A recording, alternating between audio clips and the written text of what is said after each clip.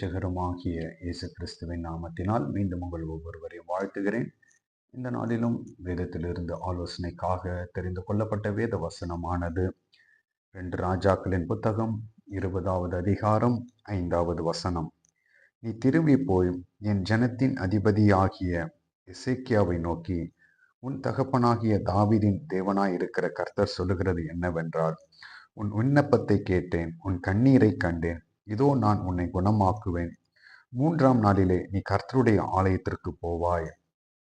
ஆண்டவராகிய கர்த்தர் தன்னுடைய ஜனத்தின் அதிபதியாகிய எசேக்கியாவை பார்த்து சொல்லுகிற காரியம் என்னவென்றால், உன் விண்ணப்பத்தை கேட்டேன், உன் கண்ணீரை கண்டேன். அது மாத்திரமல்ல, இதோ நான் உன்னை குணமாக்குவேன். ஆண்டவராகிய கர்த்தர் இந்த வசனத்திலே 3 காரியங்களை குறிப்பிடுகிறார். முதலாவது, உன் விண்ணப்பத்தை கேட்டேன். 2வது, அவர் சொல்லுகிறார், உன் கண்ணீரை கண்டேன். 3வது, நான் உன்னை குணமாக்குவேன். ஆண்டவர் நம்முடைய விண்ணப்பத்தை, நம்முடைய ஜெபத்தை கேட்கிறவர் மாத்திரமல்ல, நாம் சிந்துகிற ஒவ்வொரு கண்ணீர் துளிகளையும் ஆண்டவர் பார்த்து கொண்டிருக்கிறார். கண்ணீரோடு ஜெபிக்கிற அந்த ஜெபத்தின் முடிவை நாம் இந்த இடத்துல பார்க்க முடிகிறது. ஆண்டவராகிய கர்த்தர் சொல்லுகிறார், எசேக்கியாவுக்கு சொல்லுகிறார், இதோ நான் உன்னை குணமாக்குவேன். நாம் இந்த சம்பவத்தை அறிந்திருக்கிறோம். எசேக்கியா ராஜா வியாதிப்பட்டு மரணத்திற்கு ஏதுவாய் இருக்கிறான்.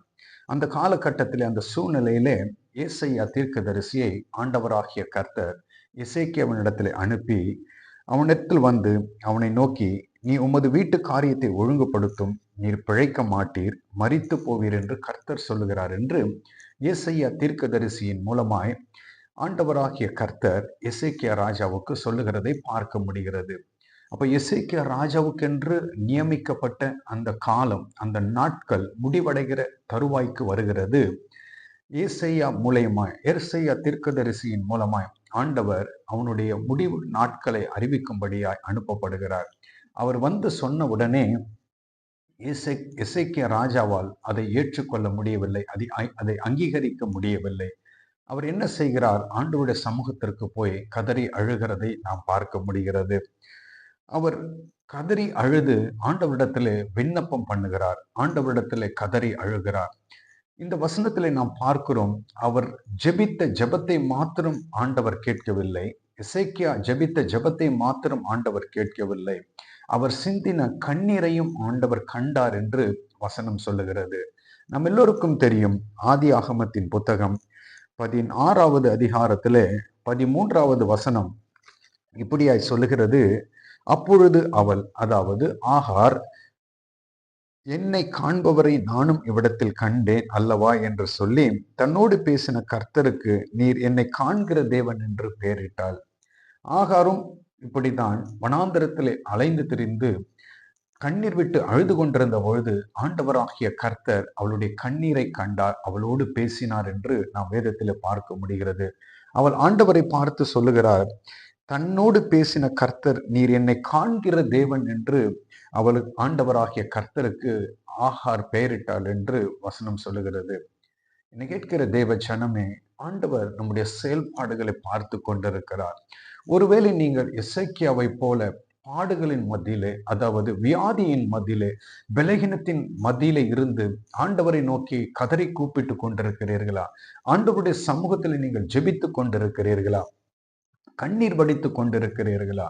அல்லது உங்களுக்கு வேற ஏதாகிலும் பிரச்சனையின் நிமித்தம் அல்லது போராட்டத்தின் நிமித்தம், சஞ்சலத்தின் நிமித்தம் ஆண்டவருடைய சமூகத்தில் நீங்கள் கதறி அழுது கொண்டிருக்கிறீர்களா? அதற்கு விடுதலை வேண்டும் என்று போராடி கொண்டிருக்கிறீர்களா?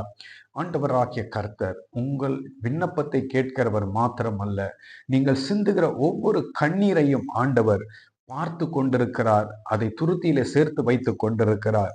சங்கீதம் 56 இப்படியாய் சொல்லுகிறது. சங்கீதம் 56:8 இப்படியாய் வசனம் சொல்லுகிறது, என் அலைச்சலை தேவரீர் எண்ணி இருக்கிறீர், என் கண்ணீரை உம்முடைய துருத்தியில் வையும், அவைகள் உம்முடைய கணக்கில் அல்லவோ இருக்கிறது.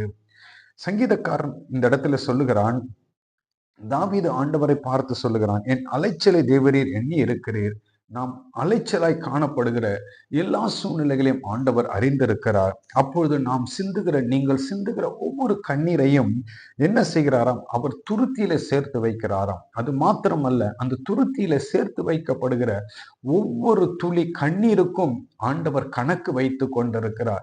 நீங்கள் எத்தனை சொட்டு கண்ணீரை ஆண்டவருடைய சமூகத்தில் சிந்திருக்கிறீர் என்பதை ஆண்டவர் நன்கு அறிந்திருக்கிறார், பார்த்தும் இருக்கிறார். ஏன்னா அவர் பார்க்கிற தேவன் அல்லவா. எசேக்கியா சிந்தின ஒவ்வொரு கண்ணீரையும் ஆண்டவர் பார்த்தார் என்று வசனம் சொல்லுகிறது. நான் கண்டேன் என்று ஆண்டவர் சொல்லுகிறார். அப்ப நீங்க ஆண்டவருடைய சமூகத்தில் சிந்தப்படுகிற ஒவ்வொரு கண்ணீர் ஜெபத்திற்கும், உங்கள் ஜெபத்திற்கும், உங்கள் கண்ணீருக்கும் அது என்ன, அந்த கண்ணீர் என்ன செய்யப்படுகிறது என்றால், ஆண்டவர் அவருடைய சமூகத்தில் துருத்தியில அதெல்லாம் சேர்த்து வைத்து கொண்டிருக்கிறார். உங்களுக்கு ஒரு நாள் ஒன்று வரும், ஆண்டவர் உங்களுடைய முகத்திலே வடிகிற அந்த கண்ணீரை துடைக்கிற ஆண்டவர் தான் நம்முடைய ஆண்டவராகிய இயேசு கிறிஸ்து. ஏசாயா தீர்க்கதரிசியின் புத்தகம் 25வது அதிகாரத்திற்கு நேராய் திருப்பும் போது ஏசாயா 25:8 இப்படியாய் சொல்லுகிறது: கர்த்தராகிய தேவன் எல்லா முகங்களிலும் இருந்து கண்ணீரை துடைத்து. அப்ப ஆண்டவராகிய கர்த்தர் எல்லா முகத்தில் இருக்கிற காணப்படுகிற அந்த கண்ணீரை ஆண்டவர் என்ன செய்கிறார்? கண்டு காணாமல் போகிற ஆண்டவர் அல்ல, அதை துடைத்து எடுக்கிற ஆண்டவர். அந்த கண்ணீரோடு இருக்கிற அந்த முகத்தை, அந்த கண்ணீரை துடைத்து ஆண்டவர் அவர்களுக்கு சந்தோஷத்தை கொடுக்கிற ஆண்டவர், சமாதானத்தை கொடுக்கிற ஆண்டவர் தான் நம்முடைய ஆண்டவர் ஆகிய இயேசு கிறிஸ்து. இந்த நாளிலும் தேவ ஜனமே, உங்களை பார்த்து ஆண்டவர் சொல்லுகிற காரியம், ஒருவேளை இப்படிப்பட்ட சூழ்நிலைகளுக்குள்ளாய், கண்ணீர்களுக்குள்ளாய் நீங்கள் போய் கொண்டிருப்பீர்கள் என்றால், ஆண்டவருடைய சமூகத்தில் ஏதோ ஒரு காரியத்திற்காக, விடுதலைக்காக கண்ணீர் வடித்துக் கொண்டிருப்பீர்கள் என்றால், இன்று ஆண்டவர் உங்களுக்கு சொல்லுகிற ஆலோசனை என்னவென்றால், உங்கள் முகத்திலிருந்து கண்ணீரை நான் துடைப்பேன் என்று ஆண்டவர் சொல்கிறார். கண்ணீரை துடைக்கிற, கண்ணீரை பார்க்கிற ஆண்டவர் மாத்திரமல்ல, அதை துடைக்கிற ஆண்டவரும் நம்முடைய ஆண்டவர் ஆகிய இயேசு கிறிஸ்து. யாருடைய கண்ணீரை ஆண்டவர் துடைக்கிறார்? எந்த கண்ணீரை ஆண்டவர் அங்கீகரிக்கிறார்? எந்த கண்ணீர் ஆண்டவருடைய சமூகத்திலே விலையேற பெற்றது என்று நாம் பார்க்கும் பொழுது, அதே எசேக்கியாவின் சம்பவத்திலே நாம் பார்க்கும்போது, அதே 2 ராஜாக்கள் 20வது அதிகாரம் 3வது வசனத்திலே நாம் வாசிக்கிறோம்: கர்த்தாவே, நான் உமக்கு முன்பாக உண்மையும் மன உத்தமமாய் நடந்து உமது பார்வைக்கு நலமானதை செய்தேன் என்பதை நினைத்தருளும் என்று விண்ணப்பம் பண்ணினான். எசேக்கியா மிகவும் அழுதான் என்று வசனம் சொல்லுகிறது. நீங்கள் ஆண்டவருடைய சமூகத்தில் அழுவதற்கு முன்பதாக, ஆண்டவருடைய சமூகத்தில் கண்ணீர் வடிப்பதற்கு முன்பதாக, நீங்கள் ஆண்டவருடைய சமூகத்திற்கு முன்பதாக எப்படி நடக்கிறீர்கள் என்பதை நீங்கள் ஆண்டவருக்கு தெரியப்படுத்துங்கள். உங்களுடைய வாழ்க்கை எப்படி இருக்கிறது?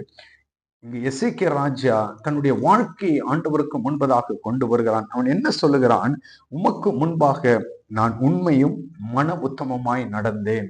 அப்போ நாம் என்ன செய்ய வேண்டும்? நம்முடைய வாழ்க்கை உண்மை உள்ள ஒரு வாழ்க்கை, ஆண்டவருடைய பார்வையில் உண்மை உள்ள ஒரு வாழ்க்கை, உத்தமமான, மன உத்தமமான ஒரு வாழ்க்கையை நீங்கள் வாழ்ந்திருப்பீர்கள் என்றால், அது மாத்திரமல்ல, ஆண்டவருடைய பார்வைக்கு நலமானதை செய்கிறவர்களாய் நீங்கள் காணப்படுவீர்கள் என்றால், உங்களுடைய கண்ணீர் தான் ஆண்டவருடைய சமூகத்துல விலையேற பெற்ற கண்ணீர். உங்களுடைய கண்ணீர் தான் ஆண்டவர் துருத்தியில சேர்த்து வைத்து அந்த ஒவ்வொரு துளியும் ஆண்டவர் கணக்கு வைத்திருக்கிறார். யார் ஒருவர் ஆண்டவருக்கு உண்மையும் ஆண்டவருக்கு முன்பதாக உத்தமமாய் இருக்கிறார்களோ, ஆண்டவருடைய பார்வைக்கு நலமானதை செய்கிறார்களோ, நன்மையானதை செய்கிறார்களோ, அவர்களுடைய கண்ணீரும் அவர்களுடைய விண்ணப்பங்களும் ஆண்டவர் ஒரு நாளும் புறக்கணிப்பது கிடையாது என்பது இந்த நாளிலே வசனம் நமக்கு கற்றுக் கொடுக்கிறது. இந்த எசேக்கியாவினுடைய முடிவு என்ன என்று நாம் பார்க்கும் பொழுது, ஏசாயா தீர்க்க தரிசன புத்தகம் 38வது அதிகாரம் 5வது வசனத்திலே நாம் வாசிக்கிறோம்: நீ போய் எசேக்கியாவை நோக்கி, உன் தகப்பனாகிய தாவீதின் தேவனாய் இருக்கிற கர்த்தர் சொல்லுகிறது என்னவென்றால், உன் விண்ணப்பத்தை கேட்டேன், உன் கண்ணீரை கண்டேன், இதோ உன் நாட்களோடு 15 வருஷம் கூட்டுவேன் என்று ஆண்டவர் சொல்லுகிறார். ஆண்டவர் அங்கு சொன்னார். என்ன சொன்னார்? 2 ராஜாக்கள் 20:5 நாம் வாசித்தோம், நான் உன்னை குணமாக்குவேன் என்று சொன்னார். ஆண்டவர் சொன்னார். எத்தனை நாள் என்று சொல்லவில்லை, எத்தனை ஆண்டு நீ குணமாய் இருப்பேன் என்று அங்கு சொல்லவில்லை. ஆண்டவர் சொன்னார், உன்னை நான் குணமாக்குவேன், உன்னை நான் விடுதலை ஆக்குவேன், நீ எதற்காக ஜெபிக்கிறாய் அதிலிருந்து நான் உனக்கு விடுதலை கொடுப்பேன் என்று சொன்ன ஆண்டவர். ஏசாயா தீர்க்கதரிசியின் புத்தகத்தில் ஏசாயா எழுதுகிறார், எத்தனை ஆண்டுகள் அவருக்கு விடுதலை கிடைத்தது என்றால், 15 வருஷம் ஆண்டவர் அவனுடைய வாழ்க்கையை கூட்டி கொடுத்தார் என்று வசனம் சொல்லுகிறது. அப்ப நாம் இதிலிருந்து என்ன அறிந்து கொள்ள முடிகிறது என்றால், ஆண்டவர் நம்முடைய ஜெபத்தை கேட்கிறவர் மாத்திரமல்ல, நம்முடைய கண்ணீரையும் பார்க்கிற ஆண்டவர். அதை கேட்டு ஆண்டவர் வெறுமையாய் இருப்பது அல்ல. அவர் என்ன செய்கிறார் என்றால், முதலாவது நம்முடைய கண்ணீரை துடைக்கிறார். நம் முகத்திலிருந்து கண்ணீரை துடைக்கிறார். அது மாத்திரமல்ல, நீங்கள் சிந்தின ஒவ்வொரு கண்ணீர் துளிகளும் அவருடைய சமூகத்திலே துருத்திலே சேர்த்து அந்த துளிகளுடைய எண்ணிக்கையும் ஆண்டவர் கணக்கு வைத்திருக்கிறார் என்று பார்க்க முடிகிறது. அதனுடைய பலன் என்னவென்றால், எசேக்கியாவுக்கு 15 ஆண்டுகள் ஆண்டவர் கூட்டி கொடுத்தார். நீங்கள் எதற்காக இந்த நாளிலே கண்ணீர் வடித்துக் கொண்டிருக்கிறீர்கள்? உங்களை பார்த்து ஆண்டவர் சொல்லுகிறார், உங்கள் விண்ணப்பத்திற்கு இந்த நாள் பதில் கொடுப்பார். உங்கள் விண்ணப்பத்தை கேட்ட ஆண்டவர், உங்கள் கண்ணீரை கண்ட ஆண்டவர் உங்களுக்கு இந்த நாளிலே அதிலிருந்து விடுதலை கொடுப்பார். எந்த காரியமாய் இருப்பினும், நீங்கள் எதற்காக ஆண்டவருடைய சமூகத்துல விண்ணப்பம் பண்ணுகிறீர்களோ, எதற்காக கண்ணீர் வடித்துக் கொண்டிருக்கிறீர்களோ, இந்த நாளிலும் கர்த்தர் உங்களுக்கு சொல்லுகிற ஆலோசனை என்னவென்றால், நான் உங்களை அதிலிருந்து விடுதலை ஆக்குவேன். உங்கள் முகத்தில் இருக்கிற கண்ணீரை நான் துடைப்பேன். உங்களுக்கு மீண்டும் சமாதானத்தையும் மீண்டும் சந்தோஷத்தையும் உங்கள் வாழ்க்கையில எப்படி எசேக்கியாவுக்கு கொடுத்த ஆண்டவர் உங்களுக்கும் கொடுக்க இந்த நாளிலும் உண்மை உள்ளவராய் இருக்கிறார். அப்ப நாம் என்ன செய்ய வேண்டும்? அவருக்கு முன்பதாக உண்மையும் மன உத்தமமாய், அது மாத்திரமல்ல, அவருடைய பார்வைக்கு நலமானதை நாம் செய்கிறவர்களாய் செய்து கொண்டிருக்கும் போது நிச்சயமாகவே உங்களை ஆண்டவர் கண்ணீரை துடைத்து ஆசீர்வதிப்பாராக. நாம் ஜெபிக்கலாமா? நேசித்து நடத்துகிற அன்பின் ஆண்டவரே, இந்த நாளுக்காய் நன்றி ஐயா. கொடுத்த ஆலோசனைக்காய் நன்றி. எங்கள் விண்ணப்பத்தை கேட்கிற ஆண்டவர், எங்கள் கண்ணீரை காண்கிற ஆண்டவர், எங்களுக்கு பதிலை கொடுக்கிற ஆண்டவர். உடைய பிள்ளைகள் யாராகிலும் அப்பா ஏதோ பாடுகள், பிரச்சனைகள், பலகீனங்கள், வியாதிகள் இது நிமித்தம் உம்மை நோக்கி விண்ணப்பம் பண்ணி கொண்டு கண்ணீர் சிந்தி கொண்டிருப்பார்கள் என்றால், இந்த நாளிலும் ஆண்டவராகிய கர்த்தர் அவர்களுக்கு ஒரு விடுதலை கொடுங்க. எசேக்கியாவுக்கு கொடுத்த ஆண்டவர் இன்றும் நீர் ஜீவனோடு இருக்கிறீர் என்பதை நாங்கள் அறிந்திருக்கிறோம்.